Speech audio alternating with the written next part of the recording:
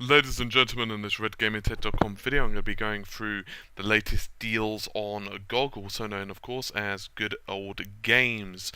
They're having a sale on with a daily new deal every 24 hours, very similar to Steam, and it's a pretty cool one today, actually. 75% off pick and mix indie RPGs. Basically, it works as the more games you add, the more saving you would actually have on the bundle. And there's 5 cool games actually on this one, and they're all rated very highly. So anyway, it's available for today, and obviously I'll put out another video tomorrow and so forth. Anyway, in the bundle itself, you have Inquisitor. I've mentioned before that Inquisitor is one of those titles that you're either going to love it or you're going to hate it. It's that simple. I would highly encourage you guys to check out the video on RGT, which gives you a starting point of at least one or two of the classes. This is one of those dungeon crawlers or RPG games where you're going to have to be one of those people who want to read and want to really immerse yourself into the storyline. It has fairly okay graphics, but they're certainly not going to be up to the standard of, say, Torchlight or Diablo 3.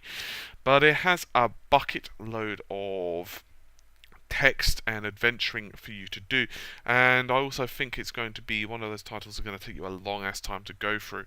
It's also worth noticing that the bonus content for this game is actually fairly generous, including lots of artwork, avatar, and various manuals and wallpapers and armor and blah blah blah. I'd recommend this one for those of you who are interested in more disconcerting RPG. If you're interested in kind of a hacky slashy experience, you're not really going to find much here.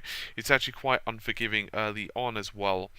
Speaking of unforgiving early on, Legends of Grimrock. I've mentioned this a few times actually in various games. Legends of Grimrock, various videos. Legends of Grimrock is probably one of the more hardcore RPGs out there. Once again, it's a video on RGT, so I'd recommend you check it out, which will give you a brief overview of about the first 30 to 45 minutes of gameplay. This game is quite merciless actually at the start, and it's set in the first person just like, say, Skyrim is. But unlike Skyrim, it's not an action RPG, it is indeed more a straight up RPG down to the core. And it allows you to have a small squad of people with you. The game is actually fairly reasonable looking, particularly in lighting. Even the textures look reasonable actually, and it's a pretty good game overall. I would recommend this one to people who are into the old style of RPGs, just like I would Inquisitor. If you're interested in just jumping in and going pew pew pew within a few seconds, this is going to be the one for you. If you're the kind of player who wants to yell Kamehameha as he's launching a fireball within 2 minutes of gameplay, you're not really going to be satisfied here. On the other hand, if you're interested in a in-depth dungeon crawler that you're going to be experiencing some puzzles and random ass fungal monsters, that type of thing, you'll be interested in this title.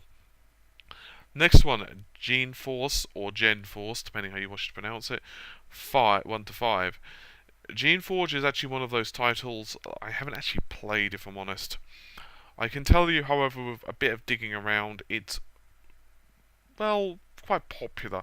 It's fairly old, about 10, 11 years old now, I believe. Let's just check. Yeah, 2001 December, so fairly old. It doesn't look too bad, so your mileage may vary. It's also rated extremely well too. Obviously, just like all the other GOG games, it has no DRM, which is absolutely fantastic. It's going to be one of those titles that, once again, I don't necessarily know if new players are just going to want to jump in, but it is a very good title from the research I've done, and it's certainly a very interesting type of game as well, with very good combat choices and that type of thing. So, good title, would recommend it, so forth. Torchlight 1. The only issue you're going to have with Torchlight 1 is the second one has been released. Torchlight 2 is a very good game, and Torchlight 1 is also a very good game.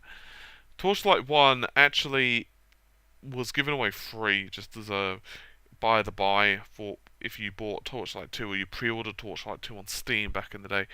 But anyway, Torchlight 1 is probably going to be one of those titles you're either going to want to pick up because you're not really sure about Torchlight 2, or you want to pick it up because you enjoy Torchlight 2's storyline and you just want to kind of go back and kind of captivate an older title. It does have one slight issue in that Torchlight 2, if you've not picked up either of the Torchlight games, Torchlight 2 is almost certainly going to be on sale on Steam, is basically what it comes down to.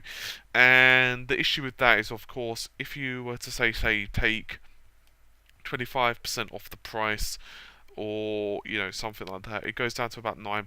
It's very difficult to see if you'd want to pick that up over Torchlight, or should I say Torchlight 1 over Torchlight 2. That's not to say Torchlight 1 is a bad game, it's a very good game, and there are of course arguments over this versus Diablo series all day long. I'm not going to touch that with a barge pole.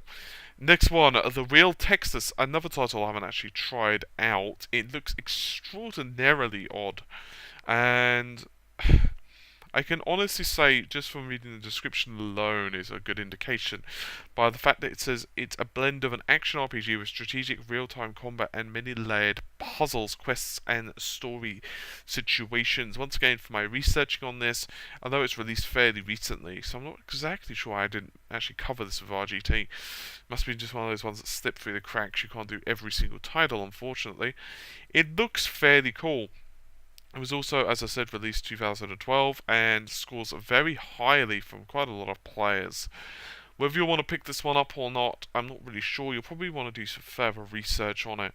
However, it could be worth a punt, particularly as the price isn't particularly high. So that's pretty cool. So yeah, anyway, I think that's just about everything I wanted to cover for this particular video. There have been numerous other packs released, and there will be every day, so I'll try to cover them. I did manage to miss out on Witcher 2 for you guys, as well as another couple of titles, which I'm extraordinarily sorry about. I just completely forgot to check it because I fail like that. So anyway, take care of yourselves, guys. Bye for now, and happy gaming.